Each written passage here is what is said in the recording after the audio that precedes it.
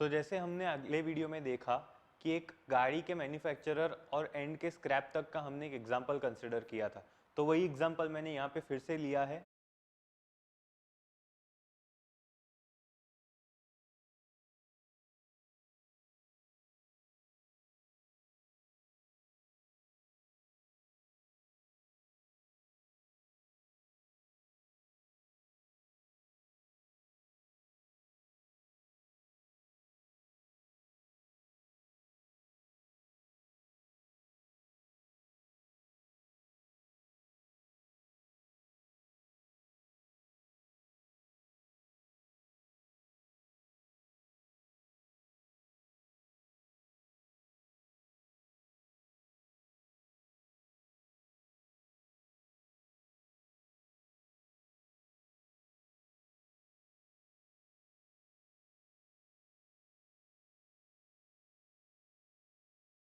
एक बार रिवाइज कर देते हैं।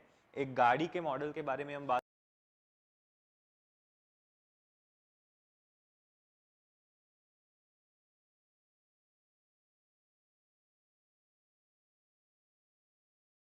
करते हैं जो एक मैन्युफैक्चरर ने मैन्युफैक्चर किया था अपने फैक्ट्री में। एक ट्रांसपोर्ट एजेंसी के थ्रू वो गाड़ी का मॉडल डीलर के वहां पहुंचा। डीलर ने वो गाड़ी कस्टमर को सेल किया। कस्टमर ने खुद उस गाड़ी का लाइफ टाइम तक वो चलाया या फिर उसने और 2-3 कस्टमर्स को आगे सेल किया एंड एंड में वो स्क्रैप में चला गया जब उसका लाइफ टाइम खत्म हो गया। तो ये एग्जाम्पल को हम कंटिन्यू करते हैं एंड हम अब समझेंगे कि ब्लॉकचेन के बेनिफिट्स क्या है। तो सबसे पहला हमने देखा था कि हर एक जो एजेंसी है वो खुद का अलग डॉक्यूमेंट रख रहा है। तो उसके लिए सबसे पहला तो है फास्टर ट्रांजैक्शंस, क्योंकि बिजनेस में कई बार क्रेडिट पे माल लेते हैं या फिर कई बार क्या होता है पेमेंट डिलीवरी के बाद दिया जाता है। तो उस सिनेरियो में क्या होगा, मैन्युफैक्चरर, ट्रांसपोर्ट और डीलर के बीच में जब एक शेयर्ड नेटवर्क होगा ब्लॉकचेन क्लाउड के ऊपर, तो क्या होगा, ट्रांजैक्शंस जल्दी हो पाएंगे। ट्रांजैक्शंस यानी कि सिर्फ मॉनिटरी ट्रांजैक्शंस यानी कि पैसे के ट्रांजैक्शंस की बात नहीं कर रहा हूँ। मैं बात कर रहा हूँ जो गाड़ी यहाँ से मैन्युफैक्चरर से डीलर तक पहुँच रही है उसके बारे में, जो ट्रांसपोर्ट के थ्रू डीलर तक पहुँच रही है, डीलर और ट्रांसपोर्ट के बीच में जो ट्रांजैक्शंस होते हैं, ट्रांसपोर्ट और मैन्युफैक्चरर के बीच में जो ट्रांजैक्शंस होते हैं, हर एक ट्रांजैक्शन फास्ट हो जाएगा जब एक शेयर्ड नेटवर्क एक्सेसिबल होगा हर एक आदमी के लिए। दूसरा बेनिफिट क्या है, कॉस्ट सेविंग्स।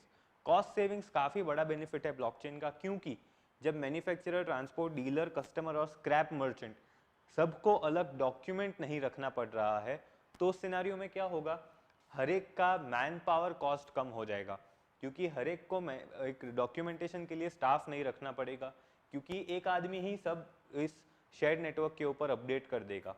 दूसरा जो कॉस्ट सेविंग हो रहा है वो है because of the time delay, क्योंकि जब टाइम डिले होता है उसका भी एक कॉस्ट आपको इनकर करना पड़ता है, क्योंकि उसकी वजह से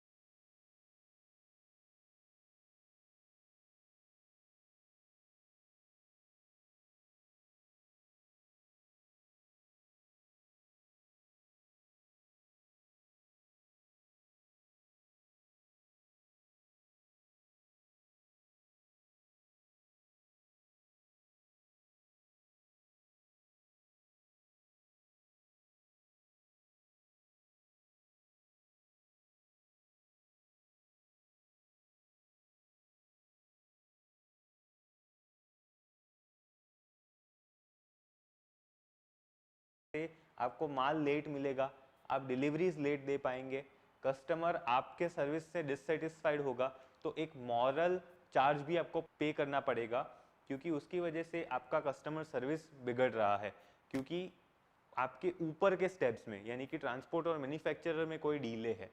तो कॉस्ट सेविंग्स आपको in the form of customer service and in the form of money दोनों फॉर्म में आपको एक अच्छा कॉस्ट सेविंग मिलेगा जब आप एक शेयर्ड नेटवर्क के ऊपर शिफ्ट करेंगे। जो तीसरा है वो है डुप्लीकेशन ऑफ एफर्ट।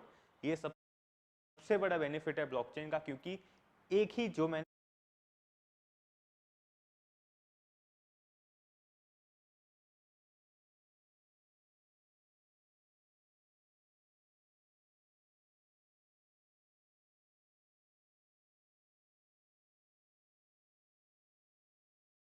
मैंने पहले भी कहा था कि एक ही चीज़ जब हमें सब लोगों को एक ही चीज़ बनानी है तो हर एक आदमी अलग क्यों मेहनत कर रहा है। जब हमें एक ही चीज़ चाहिए कि आरटीओ ने हमें कह दिया कि हमें गाड़ी का मॉडल चाहिए, उसका कलर चाहिए,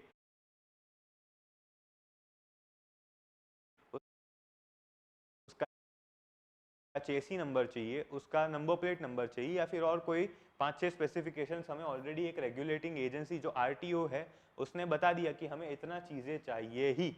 अभी यही जब सारी चीज़ें हमें देनी है तो हर एक आदमी क्यों अलग मेहनत कर रहा है। जब एक ही रिकॉर्ड अगर हम क्रिएट कर दे तो हर एक सिर्फ उसमें उसका रिलेटेड जो भी चीज़ होगा वो अपडेट कर देगा। मैन्युफैक्चरर गाड़ी का बिल्ड यानी कि कलर, स्पेसिफिकेशंस, मॉडल नंबर वो सब डाल देगा। ट्रांसपोर्ट एजेंसी अपना नाम डाल देगी कि मैंने मैन्युफैक्चरर से डीलर के वहाँ पे चीज़ पहुँचा दी। डीलर अपना नाम दे देगा कि एंड डीलर इस पर्टिकुलर कार के लिए मैं हूँ। डीलर के बाद जब कस्टमर आता है तो डीलर कह देगा कि मैंने XYZ कस्टमर को ये गाड़ी बेच दी।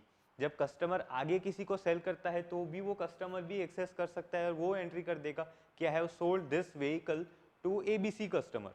उसके बाद क्या होगा, जब ये सारे एंट्री एक ही जगह पे होंगे तो एंड में जब स्क्रैप मर्चेंट के पास चीज़ चली जाती है एंड जब वो डिस्ट्रॉय कर देता है तो वो लिख देगा कि दिस पर्टिकुलर चेसी नंबर या ये पर्टिकुलर गाड़ी डिस्ट्रॉय हो चुकी है, it is no more existent.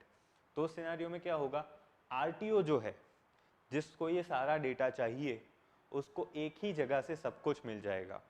उसको एक ही जगह से मिल जाएगा कि गाड़ी किसने बनाई है, ट्रांसपोर्ट कौन किया है, डीलर कौन है, किस किस लोगों ने इसको यूज़ किया है एंड में इसको डिस्ट्रॉय किसने किया है।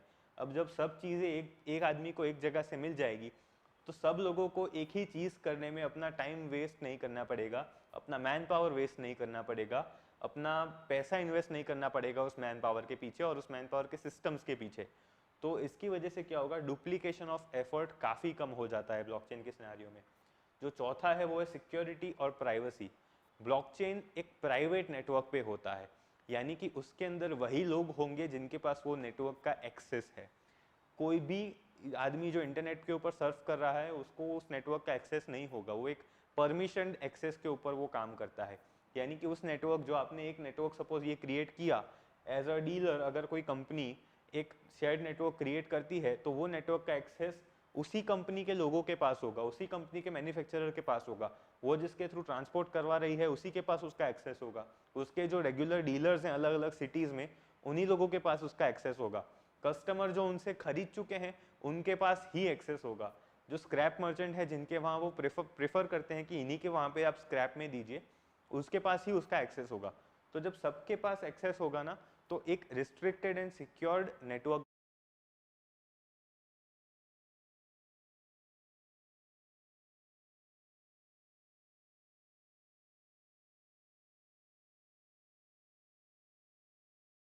बनता है जिसके अंदर हर एक आदमी अपना खुद का काम कर देगा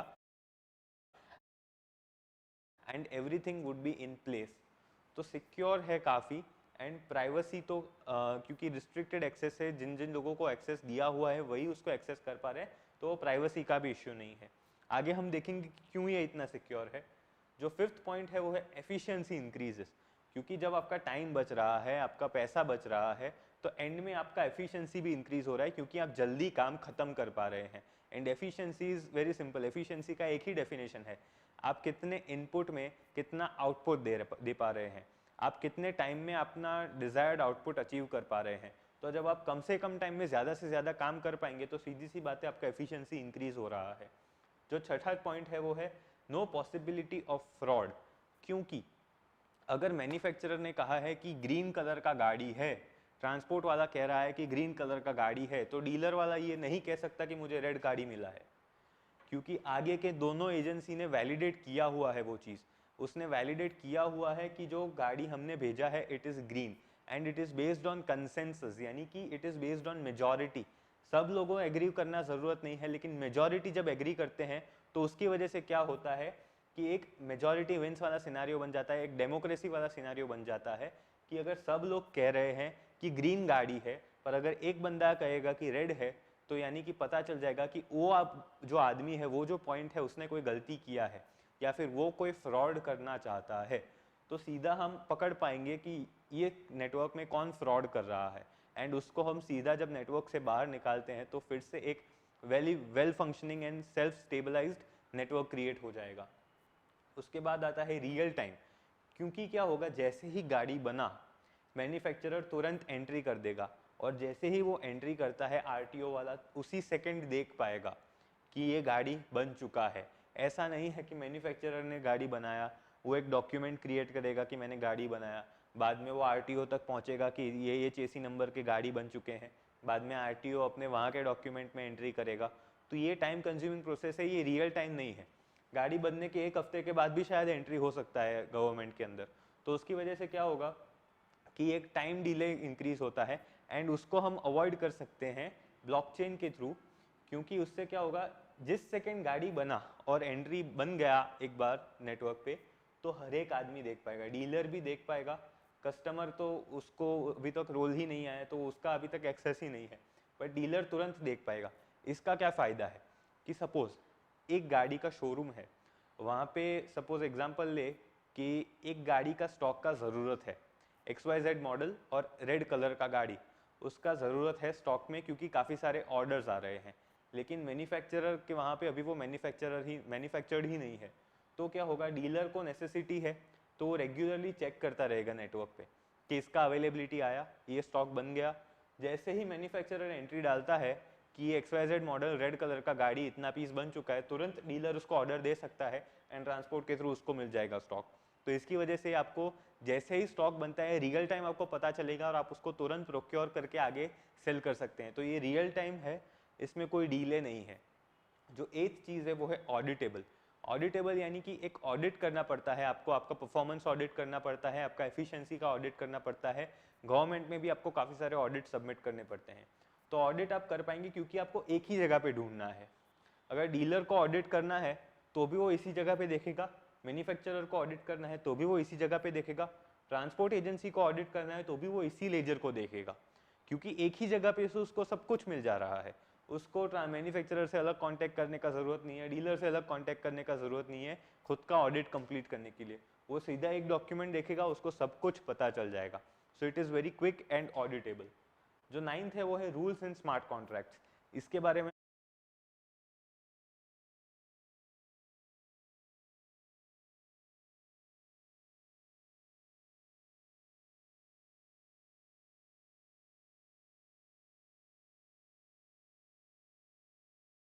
हम आगे देखेंगे, क्योंकि ब्लॉकचेन क्या है, एक कपड़े के बारे में हम जानते हैं तो कपड़ा वन साइज फिट ऑल के कॉन्सेप्ट पे नहीं है। एक साइज ऐसा नहीं होता है जो सबको फिट आ जाए, हर एक इंसान को अलग अलग कपड़े का साइज चाहिए। वैसे ही ब्लॉकचेन के अंदर भी हर एक कंपनी, हर एक नेटवर्क, हर एक बिजनेस और हर एक इंडिविजुअल को अलग तरीके के चीज़ें चाहिए, अलग अलग तरीके के रूल्स चाहिए उसके अंदर। जैसे इस केस में आरटीओ को चाहिए कि मुझे गाड़ी का चेसी नंबर चाहिए, मुझे कलर चाहिए, मॉडल चाहिए और उसका नंबर प्लेट नंबर चाहिए सपोज। तो ये आरटीओ ने इसके रूल्स सेट कर दिए कि मुझे इतना चीज़ें चाहिए ही। यानी कि हर एक ब्लॉकचेन अपने तरीके में यूनिक होता है, हर एक के अंदर जो रूल्स दिए गए हैं, जो कॉन्ट्रैक्ट्स बनाए गए हैं, जो रेगुलेशंस प्रोवाइड किए गए हैं वो अलग होते हैं। तो वो एक क्या कहते हैं, कस्टम मेड ब्लॉकचेन आप बना सकते हैं जो आपके रूल्स और आपकी नेसेसिटीज़ को केटर कर सके। सो it is all based on rules and smart contracts. इसको हम आगे और इन डेप्थ में जानेंगे। और 10th होता है कस्टम राइट्स। यूजुअली कंप्यूटर में 3 तरीके के राइट्स होते हैं, read, right and execute. Read यानी कि जो डेटा दिया गया है उसको आप सिर्फ देख पाते हैं, राइट यानी कि वो डेटा में आप कुछ एडिट कर पाते हैं, एग्जीक्यूट यानी कि वो डेटा को आप डिलीट कर पाते हैं। 3 तरीके के राइट्स होते हैं। तो हर एक का राइट्स आप डिफाइन कर सकते हैं। जैसे कस्टमर है तो उसको मैन्युफैक्चरर का कोई डिटेल्स चेंज करने का राइट नहीं होना चाहिए। कस्टमर का एक ही रोल होगा कि वो अगर किसी को बेचता है तो वो कस्टमर का नाम का एंट्री डाल दे, उसको बाकी सब में एक्सेस नहीं होगा, वो और किसी में चेंज नहीं कर पाएगा। ऐसे ही हर एक जगह पे कस्टम एक्सेस होता है। ट्रांसपोर्ट एजेंसी सिर्फ अपना नाम डाल सकती है, वो ये नहीं बदल सकती कि गाड़ी का कलर कौन सा है। डीलर सिर्फ वो डाल सकता है कि मैंने ये गाड़ी प्रोक्योर किया मैन्युफैक्चरर से और आगे इस कस्टमर को बेच दिया। वो गाड़ी के चेसी नंबर में कहीं पे भी चेंज नहीं कर सकता है। यानी कि जितने मेंबर्स हैं आपके ब्लॉकचेन नेटवर्क में, उन सभी का राइट्स आप डिफाइन कर सकते हैं कि ये आदमी सब कुछ कर सकता है। जैसे आरटीओ का बात करें तो वो हर एक चीज़ को रीड राइट एग्जीक्यूट कर सकता है। सपोज वो फाइल को पढ़ सकता है, उसमें एडिट कर सकता है, उसको डिलीट कर सकता है, क्योंकि वो गवर्निंग एजेंसी है, वो सबके ऊपर नज़र रखती है। मैन्युफैक्चरर कुछ चीज़ें कर सकता है, ट्रांसपोर्ट वाला सिर्फ अपना नाम डाल सकता है, डीलर अपना प्रोक्योरमेंट और सेलिंग बता सकता है, कस्टमर सिर्फ आगे किसी को बेचता है तो उसका नाम डाल देगा, और स्क्रैप मर्चेंट को भी उसका लिमिटेड एक्सेस होगा। यानी कि ऐसा नहीं है कि हर एक आदमी सब कुछ कर सकता है। एक डिफाइंड चीज़ होती है, हर एक का रोल डिफाइंड होता है कि आप यही काम करेंगे नेटवर्क में, आप यही पर्टिकुलर फील्ड को फिल करेंगे, आप यही पर्टिकुलर फॉर्म फिल करेंगे। ऐसा नहीं है कि हर एक आदमी सब कुछ कर पाएगा। So everything is defined inside a blockchain network.